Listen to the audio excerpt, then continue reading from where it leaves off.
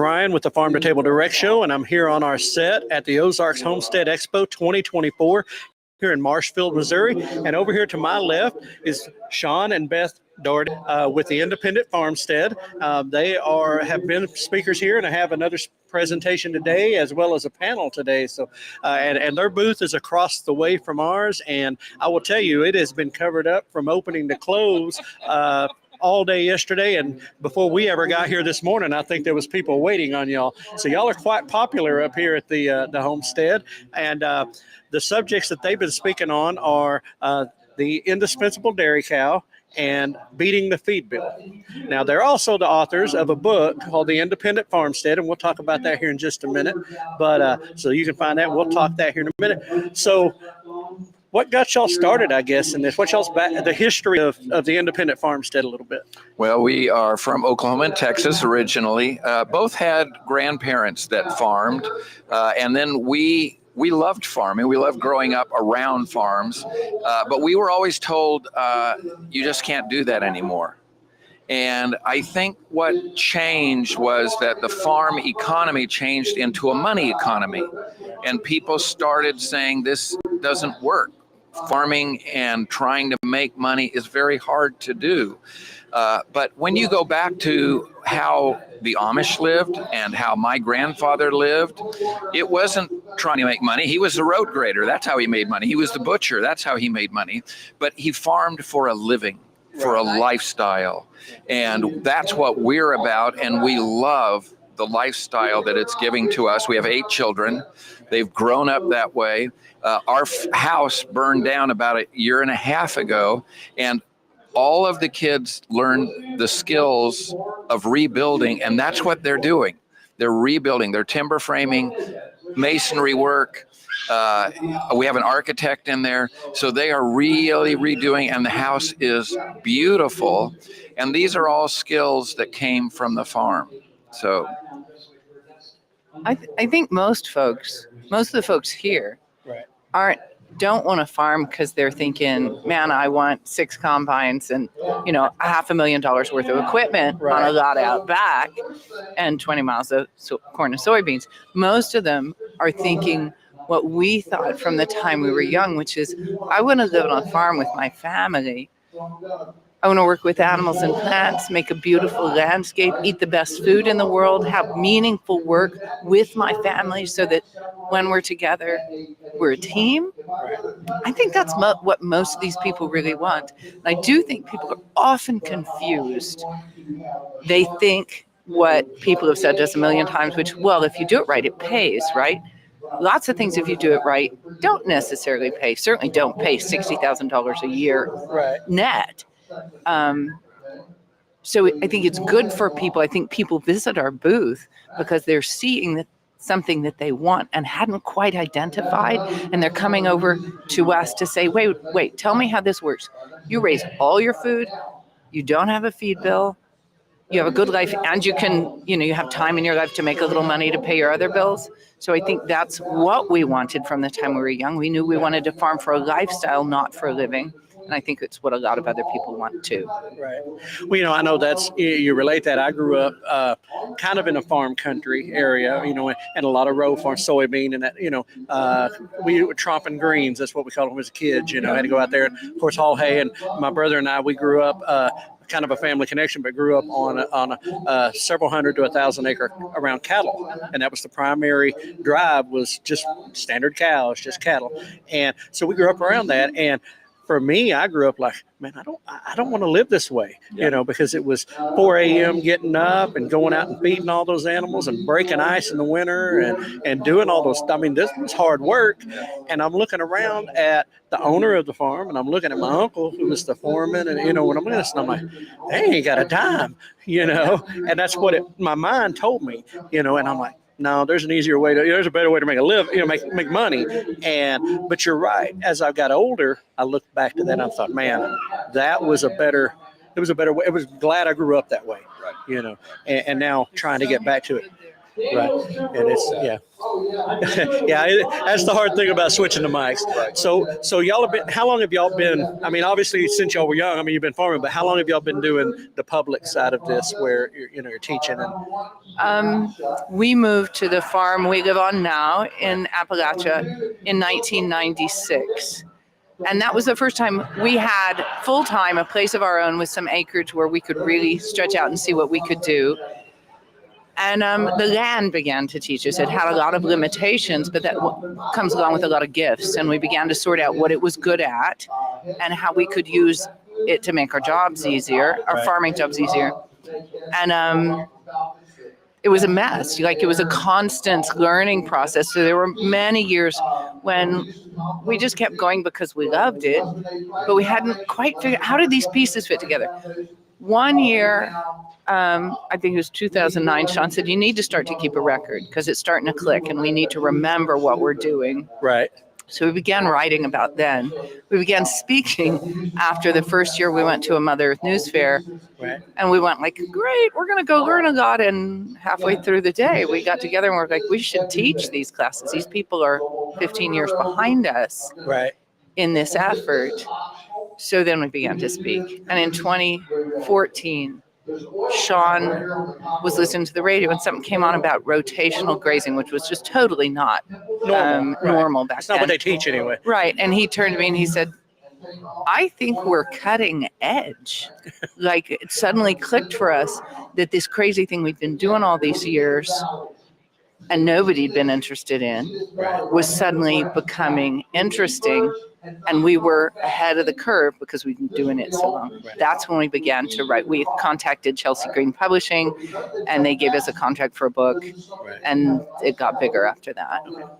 Over time, one of the things that we've learned is that the dairy cow is really what gives the farm the jet fuel to make it work. It feeds everything on the farm, and it's an animal that can survive and thrive on just grass, something that you can't stop from growing. And if you learn to manage that, we call it now God's pattern.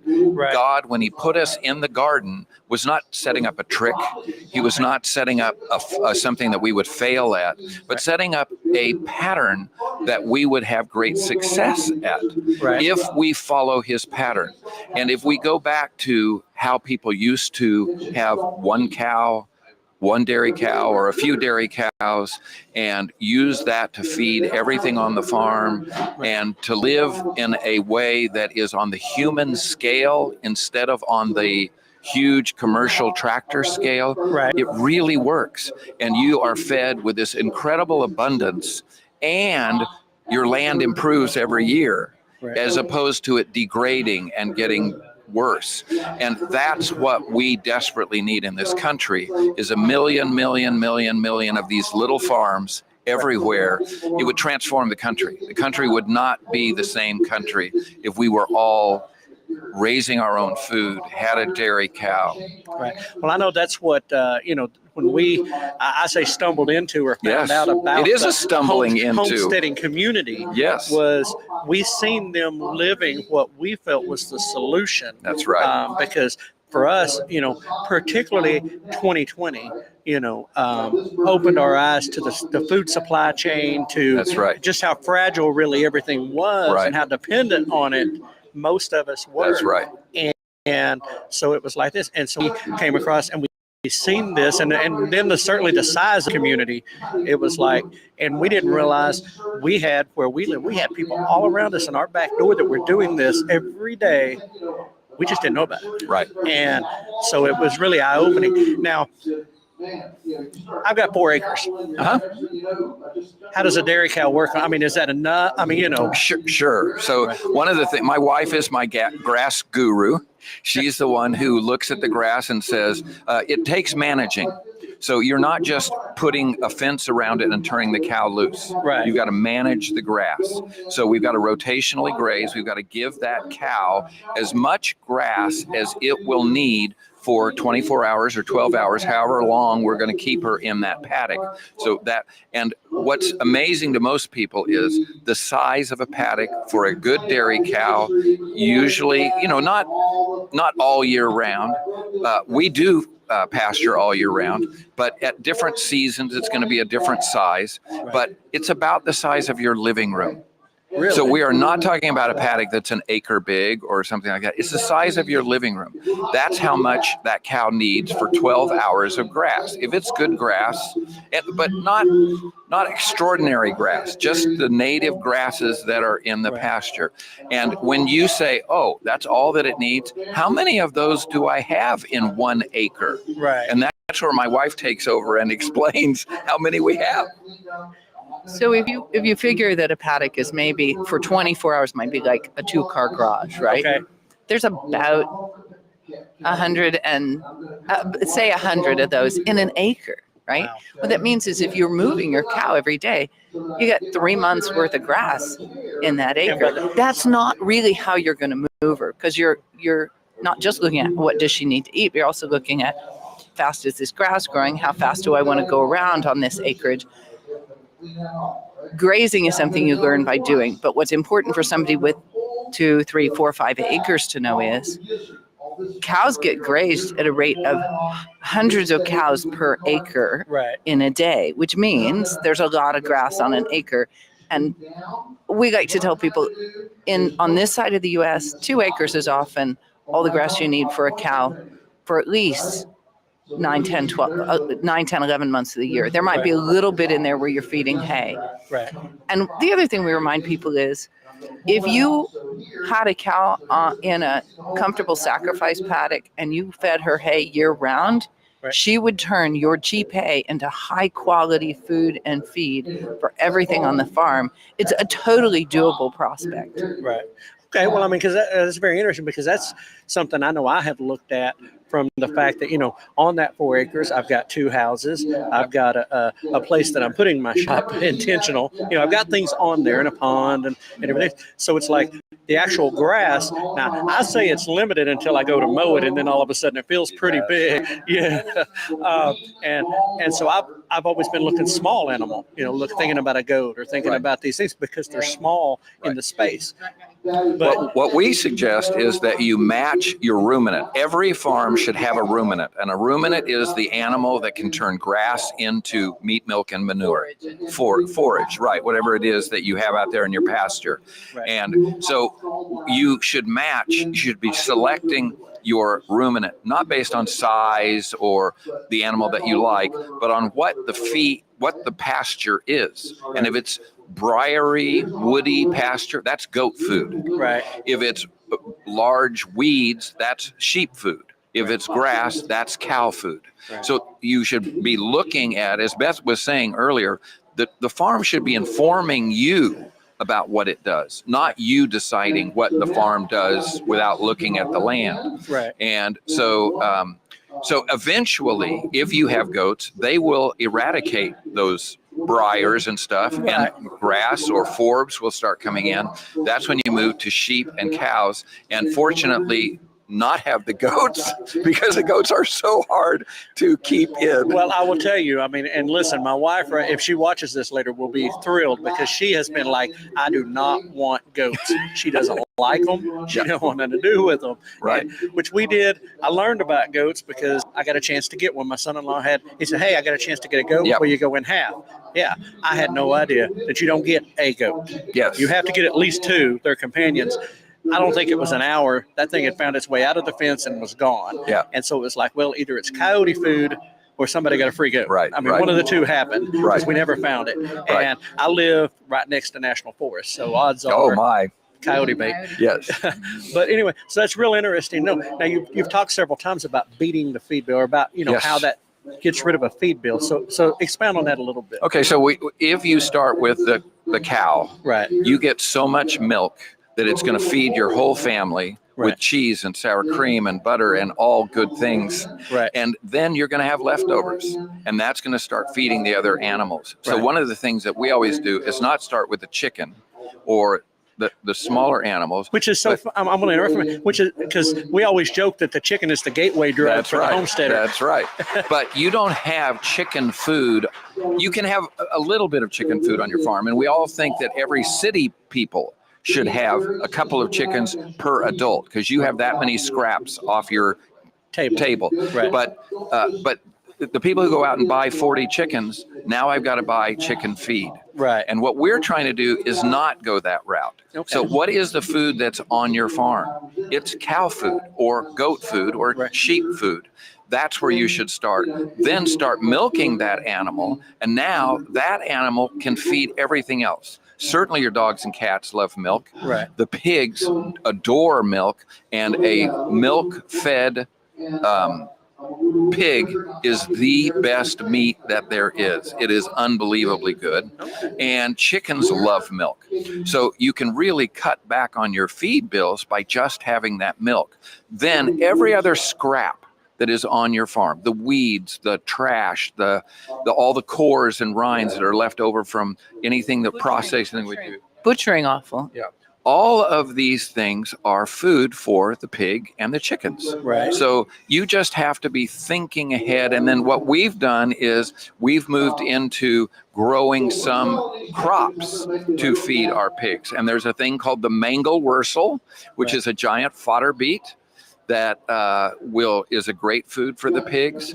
And then we grow sorghum for the chickens, and we grow corn for the animals. But this way, we can grow everything that we need for our animals on farm instead of buying it in.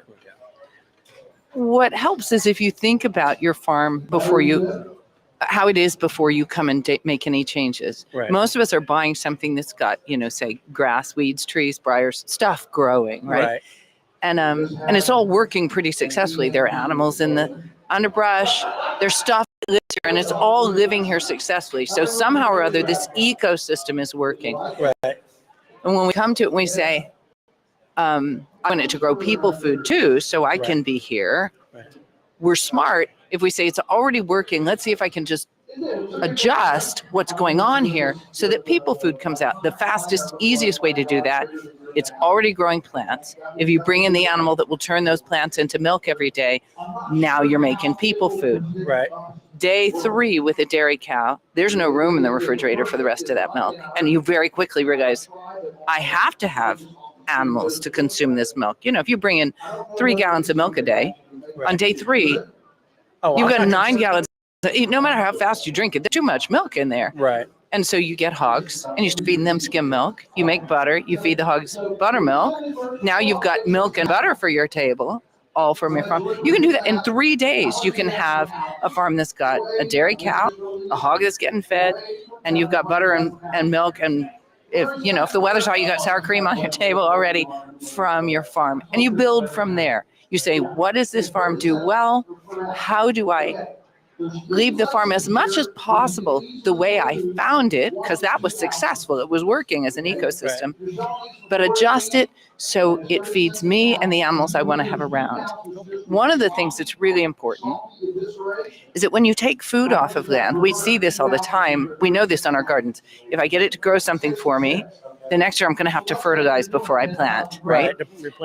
So the other piece of I say fertilize, but I don't mean chemical fertilizer. Right, replenish it with That's right.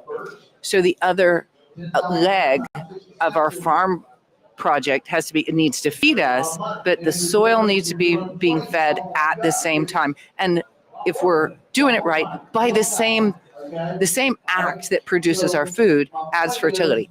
That's where rotational grazing can't be replaced by anything else. In nature, grazing animals graze and fertilize as they go. So at the same time that they're harvesting grass, they're fertilizing to grow more grass. If we manage them in good rotation, they'll fertilize it. They won't reenter themselves with parasites. The grass get grazed too often, and so be set back instead of being encouraged. And that's our perpetual motion machine our source of energy for the whole farm is good intensive rotational grazing. Well, all right. Well, I mean, that makes total sense. I mean, that it is this biosystem, if you will, that's just working together, and you brought it up earlier, about the principles and stuff. And I've told people, and my brother, and we've talked about it, it's like, go back to Old Testament for farming, and whether it's raising crops or whether it's raising, if we go back to that principle, it worked. It was given to us to work. That's right. And rotating the crops around in different places, and even giving soil rest, and doing those things that, again, we don't have to go buy the chemicals. We don't have to go buy the stuff, When God was moving Abraham to a new land, and it was going to be the wonderful land, it was a land flowing with milk and honey. Right. And we need to be thinking about these things, that this was the perfect life. So if we'll go back to that and see that that's the pattern to follow that makes it work. The other thing the Lord told us over and over again is he frowned upon amassing wealth. Right. I mean, we even had the Jubilee years in which all land went back to its original owners. Right. So no matter how good a farmer you were, how much land you managed to amass, at some point, it all went back to its original family, and your farm got small again. Right. He encouraged us. We weren't supposed to do our own gleaning, but to drop grain for the gleaners to pick up. Right. Don't be greedy. Trust God to take care of things. You don't need to get that big. So he was really encouraging us to stay on the human scale. Right. And I think we need to remember that again. I think that's very important. Yeah, absolutely. So, how's the book done? I mean, y'all had it out now for a little while. So how's the book done? It's been kind of fun because who's up in the north? The gardener up in the north, Elliot Coleman. Elliot Coleman, when his books came out, they were not widely. They weren't blockbusters immediately. Yeah, but after a time, people began to see he's really got something there. Right. And that's kind of what Chelsea Green has been telling us, that it was not a super fast seller, but all of a sudden now with all the homesteading, people are seeing this book as a book that really pulls it all together in a way that other books are not doing. It gives you the whole approach to it. So the sales have been really going up in the last few years. And that's awesome. And that'll lead me in kind of, kind of what y'all, I mean, because y'all do go around and you've been doing this. I always say there's those of y'all who were there pre-COVID, pre-2020, and then those of us that have came along after. And so you've seen the transformation, you've seen the change. So as you go around to these places, what do you see as kind of the future going forward with the homestead movement, if you will? Well, it is really growing. I mean, Joel calls it a tsunami. Right. I hope that he's right. But one of the things that's been fun for us is when we would go talk about the dairy cow. Early on, we'd kind of have to sneak it in the back door. Right. It's a little bit like telling people that you don't watch TV. People think, well, what's wrong with you? Right. Or that you homeschool or you home birth. They think, okay, these people are a little weird. So we just spoke on the dairy cow here yesterday. I mean, and we remember that first time that we went in to speak on the dairy cow, and it was a huge crowd, and we said, do you all know that we're speaking on the dairy cow? And they said, yes, we do. We're very excited about it. So I do think that people are beginning to become much more serious about homesteading, that it's no longer a hobby. It's no longer a pastime, but they are recognizing that our systems, as you mentioned, are incredibly fragile. And it's not going to continue. The system that we have right now, the commercial food system based on petroleum, last. At some point, it's going to break down. Right. And we need to be able to prepare for ourselves. When it starts breaking down, there's going to be too many people in need that you're not going to be able to start at that time. Right. You're not going to find somebody who's going to bail you out. You need to be able to do it yourself. Happening that's wonderful for us to see is a bunch of people trying to build bomb shelters. Right. This is the most fun any of us have ever known. Right. It's a great life. Right. for those of us who've been homesteading many years back when it belonged to, when it was a much more, there were a lot fewer Christians involved. It was much more considered sort of a hippy dippy, save the earth thing. And I'm fine with the hippy dippy save the earth end. But I love to see God's people. I know we're all God's people, but I know what you mean. The Christian faith embracing once again that God made us incarnate and put us in charge of a physical planet. That's our vocation. It's a great job. It's tons of fun. It's wonderful for the family. And let me tell you, the meals are fabulous. Right. So it's. I didn't really think I was going to live to see this time come, and I'm really grateful that we have.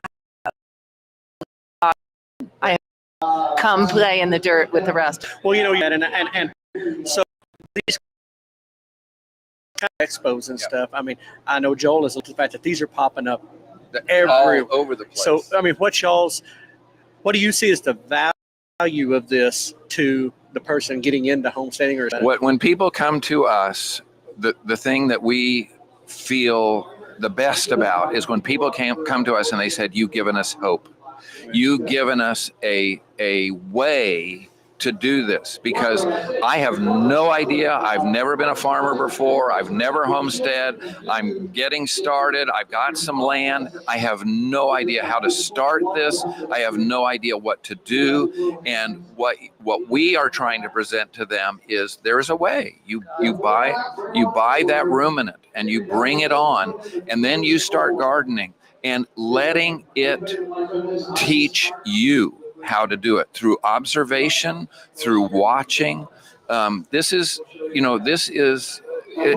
so doable that's what I think these things are. We're finding other people that are doing this, that are learning how to do this, that are excited about it. And then when people have a success, they pass it on. And that's what I really are starting to build, people who are helping each other out. People, that's what it's all ultimately about, community. And that's something that, when we began to get into the, kind of becoming the community, because we're a little different. We're not a homestead. We're not a farmstead. We don't, we're not quote, quote, producing things, or we're not vendors in the sense we're selling. Sometimes we do, depending on what state we're in, but I mean, we couldn't do it here. But, so what do we do? Because, we just cover, we talk to, we highlight. And one of the things that was said to us, and I think it goes across the field, is don't worry about it. Just make relationships. Yes, just make friendships, and the rest will follow. Right. I think that's maybe some of the most valuable advice we can be giving people, is sharing with them, don't look too far in the future. Right. The future may never come. The future is not within our ability to actually shape very much. Do the good thing right now. Do the joyful thing right now. Do the friendly community thing right now. And you'll be amazed at what grows out of it. Yeah. Oh, absolutely. And I think it's... Okay. I was listening to my producer for a second. But anyway, and I think that's it. I mean, I know for us, that's been just, even from the kind of what I call the outside, it has been doing it. And I mean, me and my wife, buying the property, we had it before, we had bought it in 2019, but we just moved on it October. We lived in a travel trailer for a while. Our kids were living in the house that was on the property. And so I was just taking care of it. I mean, just keep the grass, just take care of the place. And we had a grandbaby on the way, and Mama wanted a new place. So they bought a mobile home and moved on the property. Well, that left the house, and it's like, let's move. And so we moved out of our house in town, which was grateful. I'm 14 foot away to my neighbor, and so we moved out. Well, there was a period of time where nothing was ready. So we lived in our travel trailer during winter.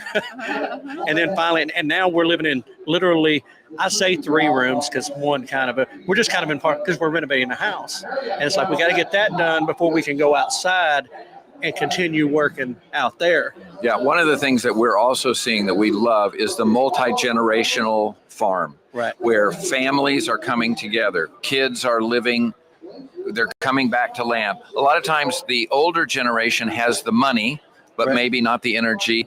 And the young people have the energy, but not the money. And this marriage between the two, when all the families are working together, is just that to us is a model. And it's the old model. It's how it all used to be. Every time we go backwards toward what life used to be like, not all those things, but a lot of them are really movements toward, I think, what God intended for us in terms of community, in terms of in terms of living a good life. It's really easy to lie about the past, Right. because none of us was there, right? And there are some really big lies that have been being told and retold for the past 100, 200 years about how miserable, poor, sick, weak, violent our pasts were. Those are very effective lies, Right. because none of us wants to live miserable, poor, violent, weak, etc. We need to reflect a little on this one. First, God didn't put us here so that we lose the fight. Right. And second, if our ancestors were so miserable, poor, weak, etc., how'd they produce this, right? How did we get here? How did Chartres Cathedral get built by a bunch of peasants, right? Right. We need to trust that there's a lot of good stuff in our past, not nostalgia, sort of the Waltons kind of good stuff, but belief in the basic goodness of the world as God created it. And stop listening to this whole narrative that says prior to the invention of vaccines, everybody was dying in people have vaccines. Vaccines Right. haven't been health. Right. And we need to trust that. And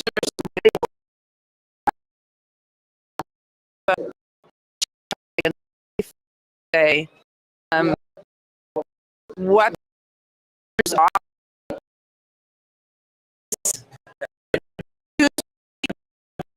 words in it, lay in the dirt. Absolutely. And I think that's just honestly just great. Just get back to it and let's just go do it. That's right.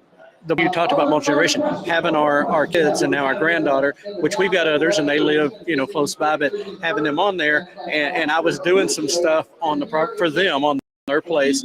And they were like, thanking. I'm like, no, don't thank me. This is an investment in my retirement. Yeah, because they're across the yard. And, and I thought, our granddaughter particularly is going to get to grow up that way. So for us, it was like, yes, that's my geographical happy place in the world is on that place. And so I can understand the relationship that it grows with that. But listen, we're going to wrap this up. I appreciate so much your time. It's been fun and to the be here. information that y'all gave us. It is an absolute blessing. Folks, if you want to come out, it's not too late to come out here. Yeah, we're here all day. And we're going to be here, and I know they'll be at other places. How can we get a hold of you? I called One Cow Revolution, and we do have a website. But if you go to that, we also have an email. We'd love to get emails. We're happy to give information to help people out. The thing that we don't want to have is people give up on farming or say this doesn't work. So when you have a struggle, when you don't know what the next step is, email us, because we are absolutely serious about trying to make sure that every farm works. But if you're looking for stuff from us or about us online, you're going to have to look at other people's sites. We don't maintain anything but a minimal website. We don't use social media. But there are lots of good folks like you who have put us out there. So I don't know what's out there, but I know that if you search our names, videos come up and you get to watch them. Absolutely. Okay. Well, there you go. So onecowrevolution.com. That's right. And is that the same email? What is the email is there at the it's website. on the website. You'll find okay. it. Uh-huh. All right. Well, that'll make it simple enough. Go to onecowrevolution.com and you can find the email. And then there's their book, The Independent Farmstead by Shawn and Beth Dougherty, foreword by Joel Salatin. So you're getting a double dip there off of that book, and packed in information in a little bitty space. But folks, these are the real deal. These people have been doing this long before YouTube and all that got busy with it. But and they're making it happen, and they're super happy to share the knowledge. Their booth has been packed from beginning of this to the, and it'll probably be right to the close. And they're just happy to share the knowledge. So we want, again, thank you for joining us this morning. Thanks so much. God bless you guys. God bless you as well. Folks, we'll be seeing you with our next live very, very soon.